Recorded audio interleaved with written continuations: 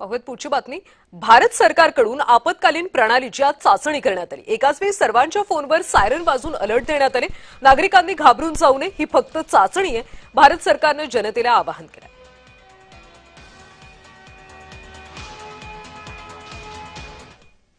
या ठिकाणी मोबाईलवर जे मेसेजेस आले त्या संदर्भात यापूर्वीच आपल्याला कल्पना देण्यात आली होती की अशा प्रकारचा प्रयोग केला जाणार आहे। आपल्या सगळ्यांकरता ही आनंदाची गोष्ट आहे की संपूर्ण शुद्ध भारतीय मेक अशा पद्धतीनं ही अलर्ट सिस्टीम तयार झालेली आहे।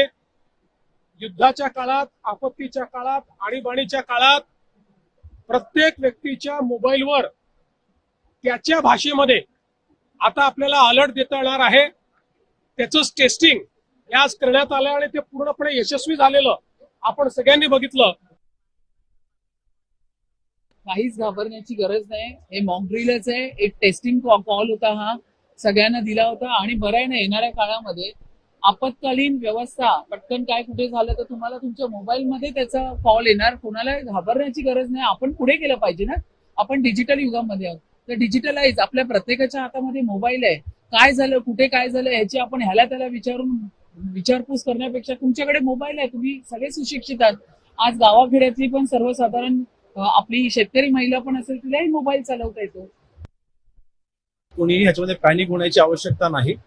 जर का कुठली नॅचरल कलॅमिटी आली, जर का कुठलं संकट आलं तर आपण अलर्ट राहिलं पाहिजे। ह्यासाठीची ही मला वाटतं एक डिजिटल एक मॉक ड्रिल होती आणि त्या उद्देशाने आलेला हा अलर्ट होता, त्यामुळे कोणीही पॅनिक व्हायचं कारण नाही। आणि मला वाटतं ह्या अशा मॉक ड्रिल्स ह्या न सांगताच होत असतात। आपण जर आजपर्यंत पाहिलं की अनेक वेळेला मॉल्समध्ये वगैरे असे मॉक ड्रिल होताना आपण पाहिल्या होत्या। मला वाटतं ही डिजिटल मॉक ड्रिल होती।